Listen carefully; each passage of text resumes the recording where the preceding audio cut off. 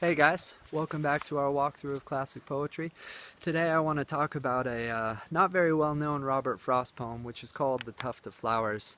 And I think the reason why this poem is not very well known is because he uses some old-fashioned and farmland vernacular that makes it a little bit inaccessible to the modern reader, and it's kind of difficult to tell what's going on. So I thought we could read it in parts and then, discuss it and see if we can't get a handle as to what exactly is going on, because it's actually a really meaningful poem and he comes to a great conclusion at the end, but it's kind of difficult to understand it if you don't really know what's going on. So let's read it in parts and then discuss it as we go. Here's The Tuft of Flowers, and it's written down below so you can follow along as I read aloud. I went to turn the grass once after one who mowed it in the dew before the sun. The dew was gone that made his blade so keen. Before I came to view the leveled scene, I looked for him behind an aisle of trees. I listened for his whetstone on the breeze. But he had gone his way, the grass all mown, and I must be as he had been, alone. As all must be, I said within my heart, whether they work together or apart. Well, it took me a number of read-throughs to really understand what he was talking about, and the reason why is because the opening two lines are somewhat cryptic. He says, I went to turn the grass once after one. And he's using an old-fashioned expression to say I took a turn or I went for a turn is just to say I went for a walk. So he's saying I went for a walk in the grass once after one. And he's not saying 1 p.m. or 1 a.m. He's saying after someone. So he's saying I went for a walk in the grass once after someone had mowed it in the dew before the sun. So someone had been there already before him. He went for a walk early morning, and he was remarking on the fact that someone had already been there and had already mown down all the excess weeds and brush along the side of the path. And that was common in those days. You'd have people with long scythes, like if you think Grim Reaper, someone with a long wooden pole and a curved piece of metal would come along and they would mow down the weeds and the brush along, the sides of pathways and other places, and this was common. So Robert Frost is saying someone had already been there early in the morning in the dew before the sun and had mowed the grass down before he took his walk. And it intrigued him, and he wanted to see if he could find him. So he said, I looked for him behind an aisle of trees. I listened for his whetstone on the breeze. And the whetstone is just the stone that the mower would bring to sharpen, their scythe as they, in the course of their labors, obviously it would become dull. So he's looking for him, and he's listening for him.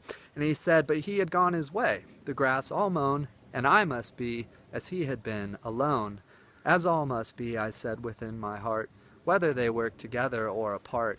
So this actually bothered him a little bit, and he came to a lamentable philosophical conclusion that, well, it wouldn't have mattered anyway if I would have found him, because people work apart. It doesn't matter if they're together. People are still separate, and they still work apart. But then something interesting happens. There's a new character that enters the scene, and it's a butterfly. And so he said, but as I said it, swift there passed me by on noiseless wing a bewildered butterfly, seeking with memories grown dim o'ernight some resting flower of yesterday's delight. And once I marked his flight go round and round, as where some flower lay withering on the ground. And then he flew as far as I could see, and then on tremulous wing came back to me. I thought of questions that have no reply, and would have turned to toss the grass to dry. But he turned first and led my eye to look at a tall tuft of flowers beside a brook. A leaping tongue of bloom the scythe had spared, beside a reedy brook the scythe had bared. I left my place to know them by their name, finding them butterfly weed when I came. So you have this butterfly that he describes as flying in a bewildered fashion, that is seeking with memories grown dim o'ernight some resting flower of yesterday's delight. So this butterfly had clearly been to this same place the day before, and now is wondering what in the world has happened, because all the flowers and all the things that it's hoping to find are laying on the ground dead, and it doesn't understand. So he's saying the butterfly is flying all around. It flew as far as I could see, and then he says, and then on tremulous wing flew back to me. So he's almost indicating that the butterfly and him are sharing in this camaraderie, because they're both bummed out about the fact that this path has been mown and all the flowers and everything else, all the brush, are now dead along the side of the path. So they have this camaraderie. And Robert Frost said that he was going to turn and leave, but the butterfly turned first and led his eye to look at a tall tuft of flowers beside a brook. And he described it as a leaping tongue of bloom the scythe had spared, beside a reedy brook the scythe had bared.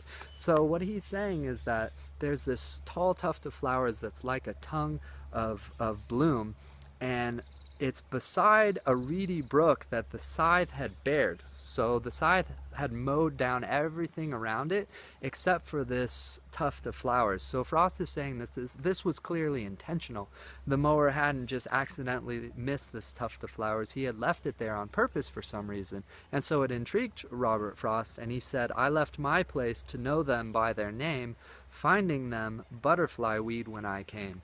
That's a very obscure piece of information, but there's only one kind of plant that a monarch butterfly will lay their eggs upon, and it's called the milkweed plant. And he refers to it here as butterfly weed, but in our modern world we would refer to it as milkweed. So this mower had clearly been a lover of nature, because he had known that this kind of plant was the only kind of plant that would attract a monarch butterfly, and so he had intentionally left it there and had moved on and had not mown it down in the course of mowing down everything else. And the butterfly had recognized it when Robert Frost had not. And so it kind of changes his entire outlook and leads him to another philosophical conclusion at the end of the poem. So we can read the rest of the poem now, really understanding what is going on. So he said, "The mower in the dew had loved them thus, by leaving them to flourish, not for us, nor yet to draw one thought of ours to him, but from sheer morning gladness at the brim. The butterfly and I had lit upon, nevertheless, a message from the dawn, that made me hear the wakening birds around, and hear his long scythe whispering to the ground, and feel a spirit kindred to my own, so that henceforth I worked no more alone, but glad with him I worked as with his aid, and weary sought at noon with him the shade, and dreaming, as it were, held brotherly speech with one whose thought I had not hoped to reach. Men work together, I told him from the heart, whether they work together or apart." That's a really neat and interesting poem with a great little philosophical conclusion, because even though he had lamented the fact that it doesn't matter if you work together with other people, you really still work alone and you live your life alone, and he comes to the opposite conclusion by the end of the poem, because he said the mower in the dew had loved the scene by leaving it to flourish, not for us, nor yet to draw one thought of ours to him, but from sheer morning gladness at the brim. So Robert Frost is saying that the mower didn't even expect for anyone to know what had happened. He didn't expect, that anyone would come along and notice that he had left this little very specific type of plant so that the butterfly could still lay its eggs upon it. He just did it from sheer morning gladness, and it inspired Robert Frost so much that he changed his philosophical position, and he said, "Men work together, I told him from the heart, whether they work together or apart," because this mower had clearly worked apart. He had done something not ever expecting anyone to give him recognition for, but because of the fact that the butterfly and Robert Frost had noticed it, now he knew, no, we really have this camaraderie. We're both lovers of nature, and even though you did this not expecting any recognition, now it's inspired a change within my heart,